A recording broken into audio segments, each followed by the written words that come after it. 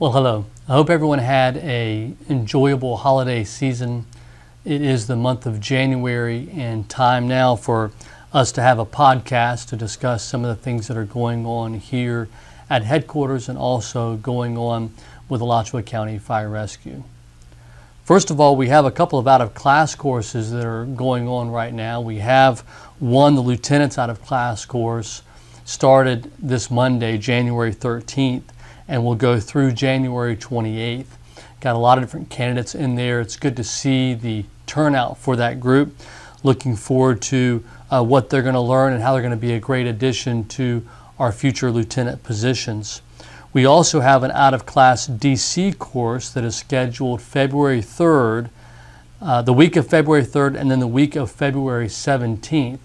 So that's something that our staff is getting ready for, to be able to teach those individuals who are interested in working as an out-of-class DC, getting them prepared and ready to do so. We will go ahead and post for the lieutenant vacancy in early February, and then post for the district chief vacancy in early March.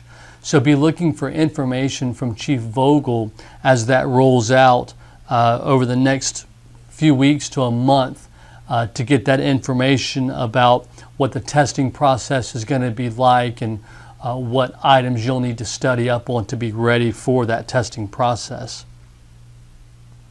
We have a lot of classes that are coming up in the near future. We have a VMR class February 10th through February 14th. We have a ropes class that's going to be towards the end of March. We have course design class that is the month of February. So a lot of different activities that are going on in the training department that you can take advantage of. We also will have some field day Fridays that are coming up in February for some more EMS type of training that I believe is scheduled. There's a training burn that's coming up to test out some new and different bunker gear that we have coming up. So a lot of activity going on over in the training department.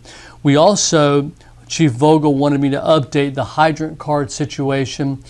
He is still actively working towards getting that information out to all of you.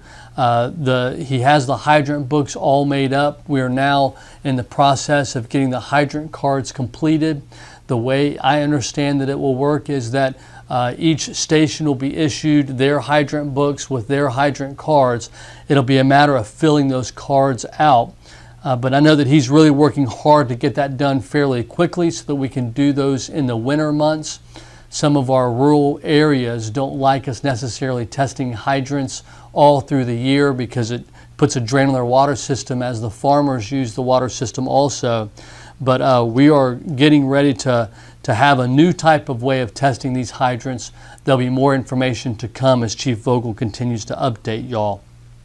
A couple of new purchases that we're making. We're purchasing Q-Ray 3, which is an air monitoring device. And through a grant of the Grit Foundation, they are purchasing 4 of these monitors for us. And these monitors will measure the oxygen level, carbon monoxide, lower explosive limits if there are combustibles that are in the air, combustible gases that we need to be aware of, and also hydrogen sulfide. And the intent behind these air monitoring devices are to be used during overhaul. We want to make sure that all of our crews are working in a safe environment. So we are working on a policy and a training process that will teach us all how to adequately measure the air quality that we are working in. And again, it's in an effort of safety. We will carry those monitoring devices on each district chief truck, and then when we have the lieutenant that's assigned to training, there'll be one that'll be carried on that truck. So it'll be used for the sole intents purposes of doing overhaul. We're also buying some new air chisels for Squad 23. I think those are the same air chisels that were there when I got hired. They've reached the end of their life, so we're making a purchase to buy replacement air chisels. And the stairs at the Lofton Center are just about complete. I think we're just a couple of weeks away from having a complete stairwell system outside that facility, which is really going to help us when it comes in regards to training. So as I work through my list here, there's also some other new equipment that we're looking at. Chief Coward is looking at Lucas devices. We're going to have, I believe, 3 of them, and we'll run a trial in the month of February for those Lucas devices. That's a really expensive piece of equipment. Hopefully we'll have budget dollars in the next couple of years to be able to make a large purchase like that. But we're also more immediately looking at a grant for video laryngoscopes and grants for ultrasounds. We will start trying to make those purchases over time to be able to get that equipment out to you. But we're looking forward to really advancing some of the medical capabilities that we have on the street. We also will be having Lubo collars. They're the military type of collar. You may have seen it as you've been out and about, but Station 30 is going to work with them for the month of February. The plan is that we will end up outfitting all of our units, replacing the existing C-collars we have now with this much more advanced type of C-collar that has proven in studies to be better for the patient, also easier to use. All right, as I go through my list here, would like to acknowledge a couple of retirements. Matt Johnson, driver operator Matt Johnson, retired on December 20th. We sent him a farewell email that was sent to all of you, and also Ward Batten, Lieutenant Ward Batten, is retiring January 18th. January 18th will be Ward's last shift. Want to congratulate both those individuals on many years of service and helping the citizens of Alachua County and advancing our organization. Just want to thank them for all that they have done. Also want to acknowledge a few promotions. Kenny Marr was promoted to Rescue Lieutenant at the end of last month. Devin Stitcher is getting ready to be promoted to driver operator. And also want to welcome back Louis Barboza. He was a firefighter that worked for us I guess for almost a year, and then had to leave for some family situation. He is now back with us and is back on the road. So welcome back, Louis. And a couple of more. We had some clearances this last month. Citron Campbell was cleared, and Ryan Plumley were cleared as paramedics. So that's great to see those individual accomplishments. Congratulations to each and every one of you. Look forward to serving with you. A couple of updates that I want to close with. We have 24 applicants for Rescue Lieutenant, and that is quite a number as compared to what we've been used to over the years. And I would like to attribute that to a lot of the little things that we have done to try to make that position better, some little and some big.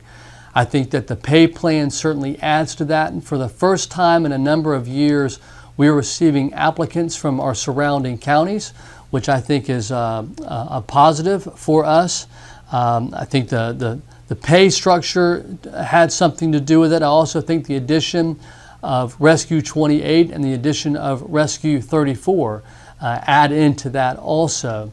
We will continue to work hard to try to improve the position by having more additional rescue units on the road as we continue to work through our budget process. And we have a little more than I believe it's a little more than 70 applicants for the firefighter positions that are open. I think we have 10 or 11 vacancies right now for firefighter. So both of those postings will close, I believe it's January 24th. I'm looking at my calendar over here. And once those positions close, we will begin the testing process to screen through those applicants and to get them hired and onboarded. So a lot of things to look forward to. We're very excited about it. The other update that I want to give is on our building projects.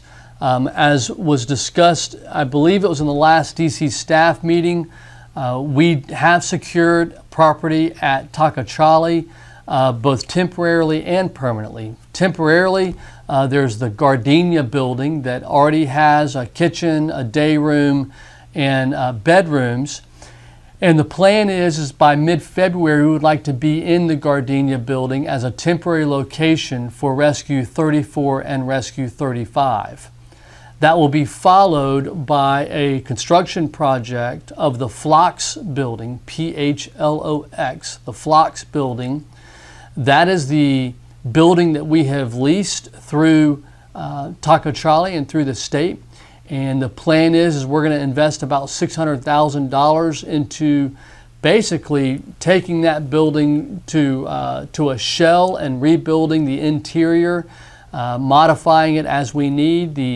The goal, long-term goal for me, is that that station will be able to have the capacity to house 3 rescue units that are 24 hours a day, an EMS district chief that's 24 hours a day, a training laboratory facility that you can do training on an EMS focus in that building, and also our medical director's office would be in that building too.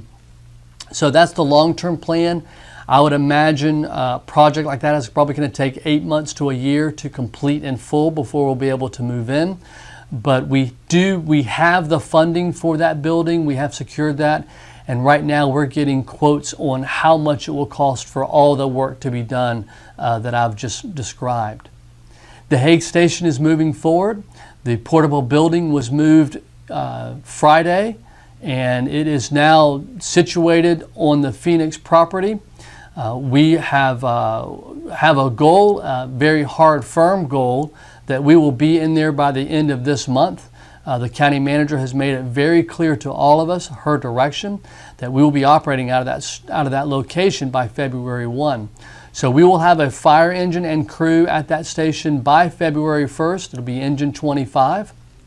And in the meantime, we are starting the process to order a bay for that station, and that bay will have to be built on site. It'll be a steel building, probably an I-beam type of structure that will have roll-up doors so that we can give the citizens in that area the value of having an ISO-rated fire station within 5 miles of their residency to get that ISO advantage.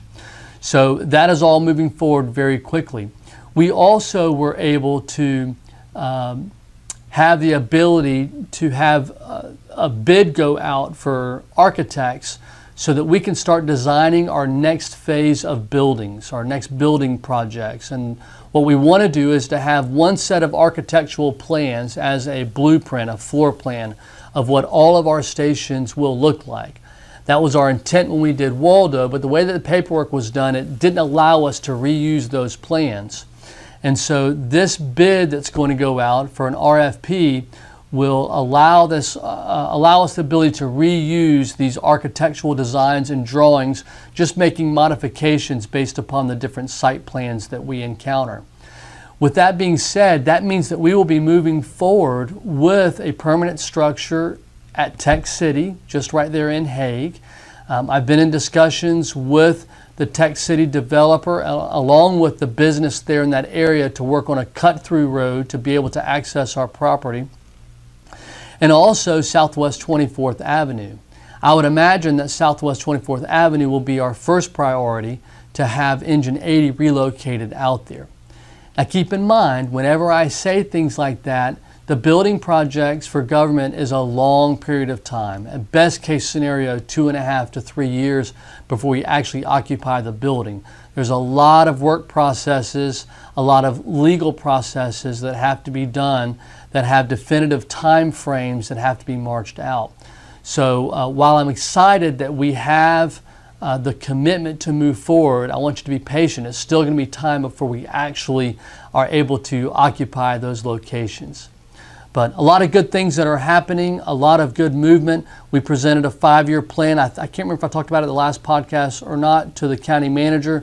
She's reviewing that information, and a lot of positive actions that are being taken, and hopefully a lot of experiences that you're seeing firsthand for yourself of how we are continually moving forward in the organization.